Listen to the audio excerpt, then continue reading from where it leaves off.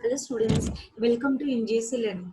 Today we are going to study chapter 1 of Computer Science 2, that is Introduction to Microprocessor and Organization of 8085. And the topic is Register Array and Interrupt. So let's begin. So in this video we are going to study Register Array and Interrupt. So this is the image of register array. First listen what do you mean by register. So register is like a memory locations. So it stores the bits of information. So the registers are part of the CPSL because it is like a memory location and it is stores the bits of information. So this is the image of register array. The first one is accumulator. It is a 8-bit register. Flag register is also 8-bit register. So these two are the special purpose register. The second one is B register. B, C, D, E, H and L. So these 6 registers are a 8-bit register and it is called the general purpose register. So actually the 6 general purpose registers are 8-bit register. For example, these register can be combined as register pairs. For example, 16-bit registers we have to combine. So we can combine BC, DE and HL. The next one is stack pointer. Stack pointer is also 16-bit register. Program counter is also 16-bit register. So there are two 16-bit register is used in the 8085 microprocessor. So this is a data bus. It is a 8 lines and it is a bidirectional data bus. And this is address bus. It is a 16 lines and it is a unidirectional. So we are already seeing data bus and address bus in the previous video. So we can see this register array in detail. So register is divided into 4 parts. The first one is general purpose register. This general purpose registers are B, C, D, E, H and L. So there are 6 general purpose registers and it is used to store the 8-bit data. So these registers can be combined as register pairs such as BC, DE, and HL. To perform some 16-bit operation, we can combine BC, DE and HL. So these registers are used to store or copy temporary data during the execution of the program. So this is the concept of general purpose. General purpose register means there are 6 general purpose registers BC, DE, H and L. So there are 6 general purpose registers.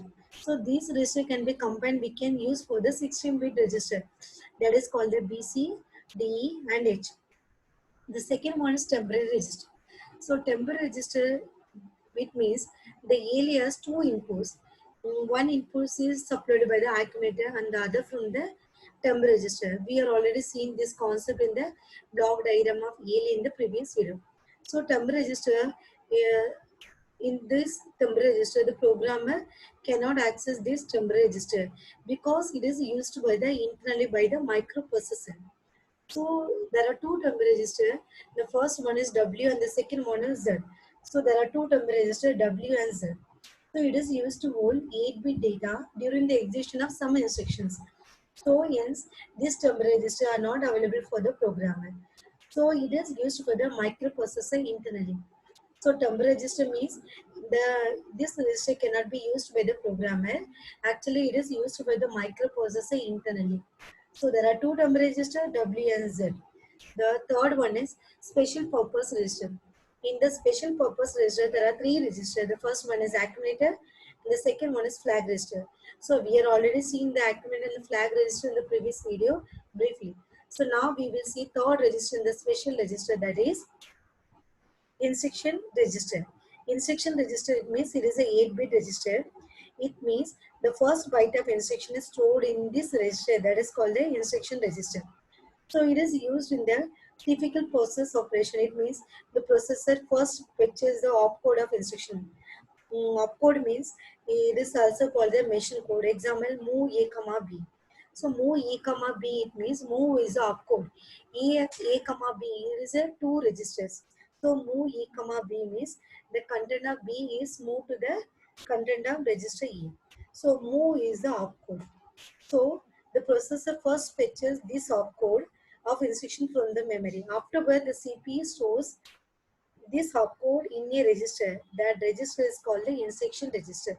So afterwards, this opcode is further sent to the instruction decoder. That is called the instruction decoder. So the third register, that is a special purpose register we are using, that is called the instruction register. So it is a 8-bit register. It means the first byte of instruction is stored in this register. It is called the instruction decoder. The last one is 16-bit register. 16-bit register are used to hold the memory addresses. So there are two 16-bit registers. The first one is PC. PC means program counter. It is a 16-bit register and it is used to sequence the execution of the instruction. It means it has the sequence of instruction in this register. It always points to the memory location of the next instruction to be executed. So it consists of the sequence of execution instruction in this register and always points to the memory location of the next instruction will be stored in the PC register, that is called the program counter, and it is a 16-bit register. The second register is a stack pointer. It is also called as SP. So SP is called as stack. So it is used as a memory pointer. So it is also a 16-bit register. It points to the memory location and in read and write memory called as stack.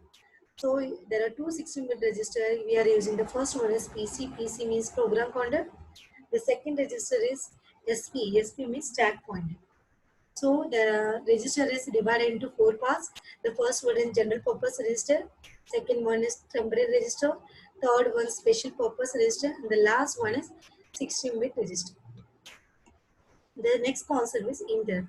Interrupt it means it is a subroutines. It means it is an input signal. So the microprocessor suspend the current execution of program and then microprocessor gives service to this device which is given the signal.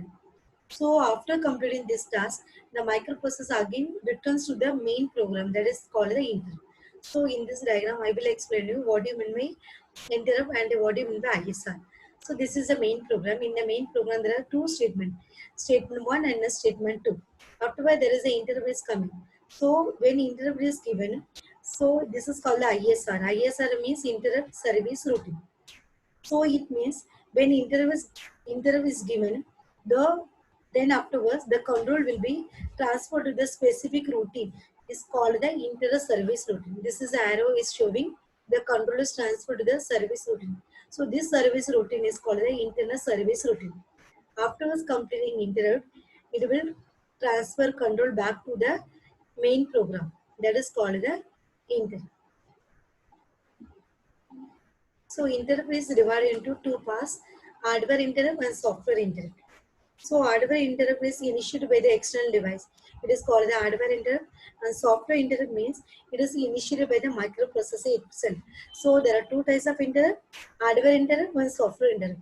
Hardware interrupt is initiated by the hardware itself, and the software interrupt means it is initiated by the microprocessor. So hardware interrupts is consist of two parts, maskable interrupt and non-maskable interrupt.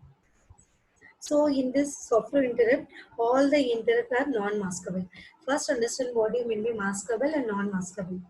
So maskable it means these interrupt cannot be made pending. It has lower priority than non-maskable. So maskable it means the interrupt can be made pending. We can do afterwards. That is called the maskable interrupt. Non-maskable means it cannot be made pending. It cannot be masked. So it has higher priority than the maskable interrupt. So it is used for the emergency purpose like power failure, smoke detector. So these are the purpose is called the non-maskable interrupt. So the two types of interrupt, maskable and non-maskable. So next one is hardware interrupt. There are 5 hardware interrupt in the 8085 microprocessor. First understand what you mean by hardware interrupt. Actually the hardware interrupt is initiated by the external device through the hardware. So these interrupt may be maskable and non-maskable.